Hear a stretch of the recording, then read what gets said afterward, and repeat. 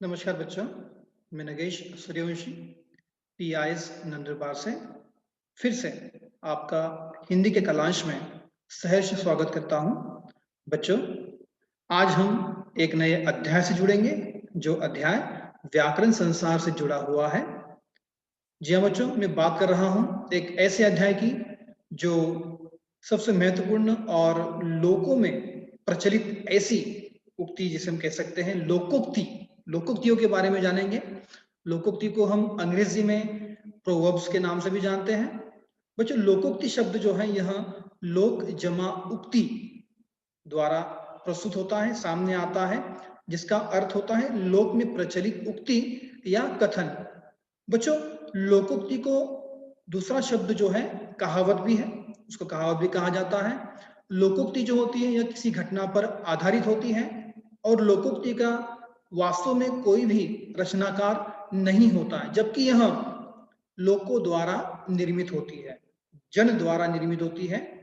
तो बच्चों, तो चलो जानते हैं लोकोक्ति के बारे में और अधिक जानकारी पीपीटी स्लाइड्स के माध्यम से मैं आपके साथ साझा करने जा रहा हूं।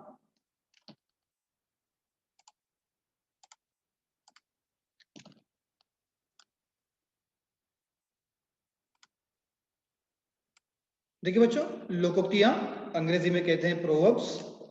लोकोक्ति शब्द लोक जमा उक्ति शब्दों से मिलकर बना है, जिसका अर्थ है लोक में प्रचलित उक्ति या कथन।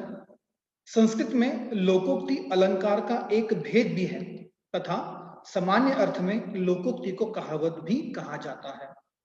चूंकि लोकोक्ति का जन्म व्यक्ति द्वारा न होकर लोक द्वारा होता है, अतः लोकोक्ति के रचनाकार का पता नहीं होता। इसलिए अंग्रेजी में इसकी परिभाषा दी गई है, a proverb is a saying without an author, अर्थात लोकोक्ति ऐसी उक्ति है जिसका कोई रचनाकार नहीं होता। लोकोक्ति किसी घटना पर आधारित होती है, इसके प्रयोग में कोई परिवर्तन नहीं होता। ये भाषा के सौंदर्य में वृद्धि करती है। लोकोक्ति के पीछे कोई कहानी या घटना होती है, उससे निकली बात बाद में लोगों की जुबान पर जब चल निकलती है तब वह लोकोक्ति हो जाती है। बच्चों, कुछ स्मरणीय बिंदु जो है लोकोक्ति के संदर्भ में हमें ध्यान रखना जरूरी है। लोकोक्ति एक संक्षिप्त रचना है। लोकोक्ति अपने में पूर्ण होने के साथ साथ संक्षिप्त भी होती है। संक्षिप्त मतलब क्या? सबसे छोटी और सबसे सटीक। आप लोकोक्ति में से एक शब्द भी इधर उधर नहीं कर सकते। इसलिए लोकोक्तियों को विद्वानों ने गागर में सागर भरने वाली उक्ति कहा है। कुछ गागर में सागर भरने वाली उक्ति हम सभी को याद, हम सभी बताएं कि हिंदी भाषा में ऐसी शक्ति है जो कम से कम शब्दों में बहुत ज्यादा बातें जो है कह देती है ना। उसमें गागर में सागर भरना मतलब क्या? कम से कम शब्दों में बड़ी से बड़ी बात कह देना, उसे हम कहते हैं गागर में सागर भरने वाली बात। लोकोक्ति सार गर्भित एवं साभिप्राय होती है, मतलब कि लोकोक्ति में एक प्रकार का सार छिपा होता है, घटना पर आधारित लोकोक्ति बिल्कुल सटीक रूप से सामने आती है। और साभिप्राय मतलब जो भी कुछ अभिप्राय है सामने वाले व्यक्ति का, जो कुछ कथन है वो उस घटना को आधारित सटीक रूप में ज्ञात होता है। इन्हीं गुणों के कारण लोकोक्तियां लोक प्रचलित हैं। लोकोक्तियां जीवन अनुभव पर आधारित होती हैं। जैसे जैसे लोगों के जीवन में अनुभव आते हैं, उन अनुभव पर ये लोकोक्तियां जो होती है रची जाती हैं, बनती जाती है, तथा ये जीवन अनुभव देश काल की सीमाओं से मुक्त होते हैं। जीवन के जो अनुभव भारतीय समाज में रहने वाले व्यक्ति को होते हैं, वे ही अनुभव यूरोपीय समाज में रहने वाले व्यक्ति को भी हो सकते हैं। उदाहरण के लिए कुछ निम्नलिखित लोकोक्तियों में अनुभूतियां लगभग क्या है? समान है। देखिए यहाँ पे कुछ लोकोक्तियां दी जा रही हैं और उसके प्रयोग दिए जा रहे हैं। हम बारी बारी से उसको पढ़ते हैं। अधजल गगरी छलकत जाए, इसका मतलब है जिसके पास थोड़ा ज्ञान होता है वह उसका प्रदर्शन या आडंबर नहीं करता। वाक्य देखें, प्रयोग देखिए, वाक्य प्रयोग। रमेश 12वीं पास करके स्वयं को बहुत बड़ा विद्वान समझ रहा है। ये तो वही बात हुई कि अधजल गगरी छलकत जाए। अब पछतावे होत क्या जब चिड़िया चुग गई खेत, मतलब क्या? समय निकल जाने के पश्चात पछताना व्यर्थ होता है। प्रयोग देखें, सारे साल तुम मस्ती मारते रहे, अध्यापकों और अभिभावक की एक न सुनी, अब बैठकर रो रहे हो, ठीक ही कहा गया है, अब पछताए हो तो क्या जब चिड़िया चुग गई खेत।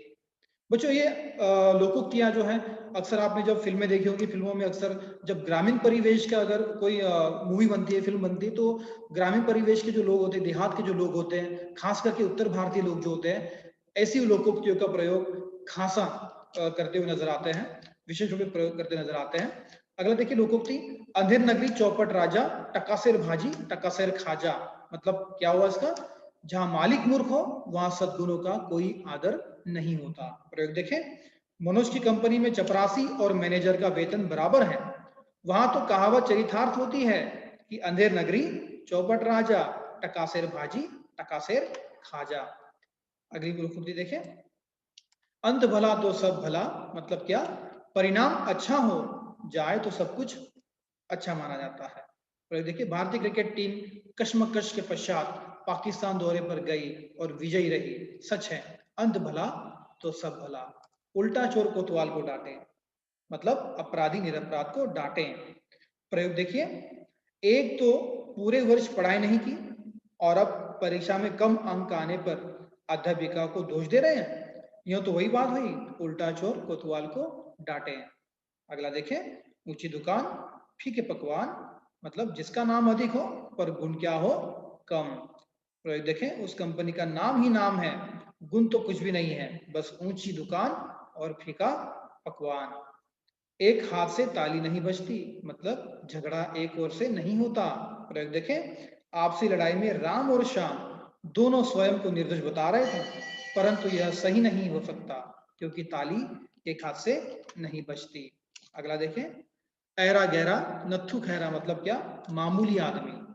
कोई ऐरा गहरा नत्थु खैरा महेश के ऑफिस के अंदर नहीं जा सकता।